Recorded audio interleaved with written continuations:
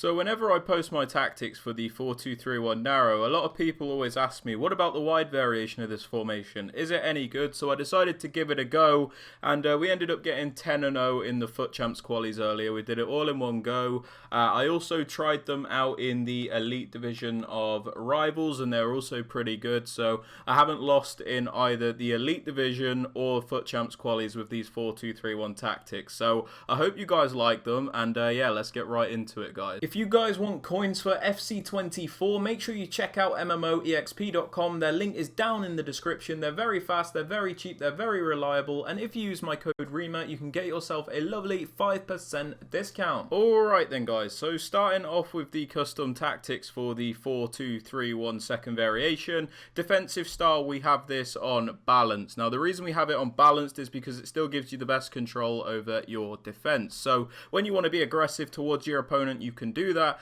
and then when you want to be a little bit more passive and maybe drop off a bit, you can also do that. When it comes to applying pressure in this game as well, we also don't actually have to use these pressure tactics. We'll get onto something in a moment which will do that anyway, so just leave this unbalanced as it is the best bet you have. For the width, guys, I've been preaching this a lot recently to people.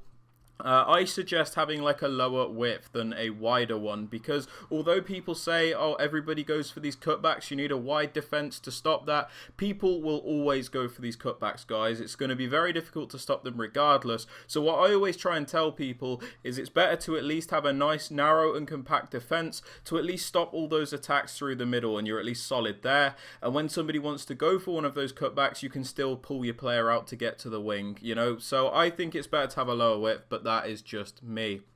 Now, moving on to the depth, guys, this is the thing that I was on about when it came to pressure in this game. So if you are on the new gen version of the game and you put your depth on 71, you will get this automatic press from the AI. It's a very strong press, a very overpowered press, and it basically defends for you.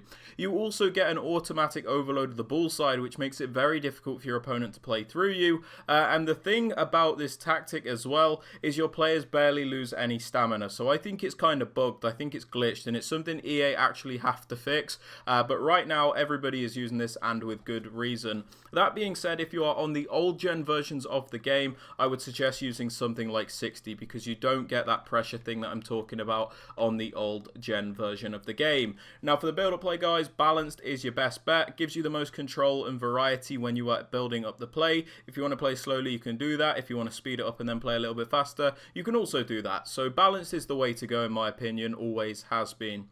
For chance creation, guys, this one very important again this year, unfortunately, and that is direct passing. Now, the reason this one is so important is because I'm sure you're all aware a lot of people like to park the bus, so everybody ends up with their defenders camped inside their box. So direct passing, what it will do is when you're attacking your opponent who is parking the bus, your players will push very far into the box, hoping that the defenders will follow them. Then when the defenders follow that run, the attackers will then track back, so you can then get a clear pass. So direct passing, a little bit boring, but very necessary yet again.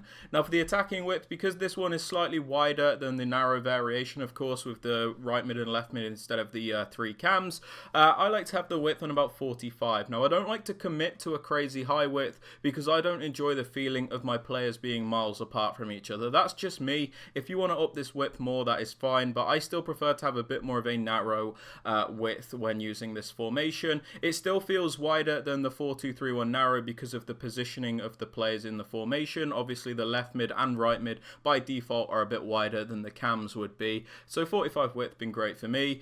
For players in box, I have this on 7. Get a lot of players into the box might be a little bit risky, but it's our best bet at scoring chances. So you have to be a little bit careful when using this. If you lose the ball, you can get counter-attacked, but I think it's worth it. For corners and free kicks, this is a preference thing. I just have these both on 2 because that is something I'm comfortable with. Sorry to interrupt the video, guys, but I have noticed around 90% of you that watch the content are not subscribed. So if you are finding any of these videos helpful, please be sure to hit that subscribe button, as it does help me out massively. Also, don't forget to drop the video a like as well. And with all that aside, guys, let's get back to the video. Now, for the player instructions, guys, I think the players you use are kind of important with this formation, especially like players like the striker, because obviously in the striker position, you only have one striker in this formation. So they kind of have to do a lot more than they they would in a 2-striker formation. So make sure you're using a good competent striker, somebody like Haaland. I've seen like people using that road to the final, João Pedro, and he's been insane. So yeah, make sure you're using a good striker. And on this player,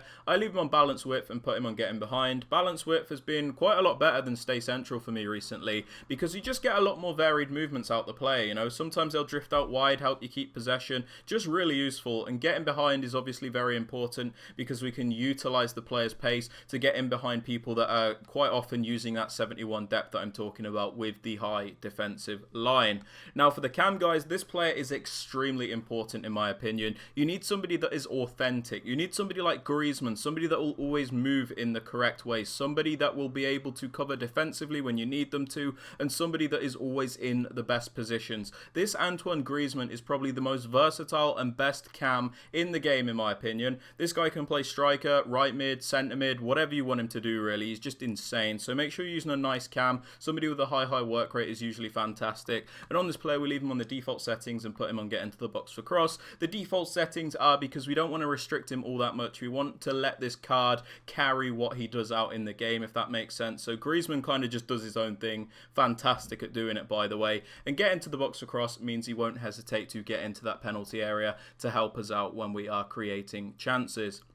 Now for the right mid and the left mid, guys, some very important instructions on these players. A little bit boring, I will give you that, but very necessary. So comeback on defense is important, so they always fill in the correct position when we don't have the ball. If you're using players that don't have the best work rates in these left mid and right mid positions, perfect example being this Ousmane Dembele, who is a high-low. If you have him on basic defensive support, sometimes this player gets extremely lazy and your team feels more like a 4-3-3 off the ball, which is not great because this player is like lurking up the pitch.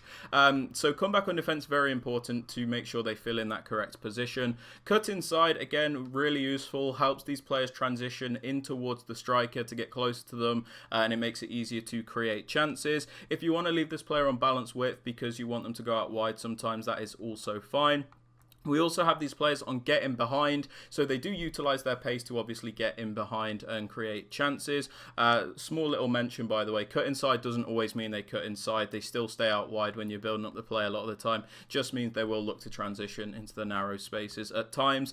We also have them on get into the box cross for the same reason as the cam, where they won't hesitate to get into the penalty area and help you out there. Now for both the CDMs, guys, I suggest a variety between the players, but the instructions stay the same. So on both of these players, I have them on stay back, cut passing lanes, and cover wing. A lot of people have them on cover center, but I don't in this formation. So stay back, pretty self-explanatory. There are defensive-minded players. They help make sure we're secure in the defense. Cut passing lanes means they're always looking to break up the play and intercept possession for us, which is very useful. And cover wing means they don't always defend these wide areas. People get confused by this. It's just if there is a big space out wide, which there can be a lot of the time, these players won't hesitate to get out to the wider areas and close players down there. So they still primarily defend the central areas, they just get out to the wing sometimes. Now the thing with these two CDMs is I would suggest a nice balance between the two, however. So like one pure defensive minded player with a medium high work rate is great for one, and then more like a box to box high type player that can actually transition from defense to attack in the other position. That balance, very useful in my opinion. Moving on to the fullbacks, guys, on your more attacking one, balanced and mixed attack is great. I think, you know, it's useful to get this extra player in attack a lot of the time. Sometimes they'll overlap, other times they'll underlap.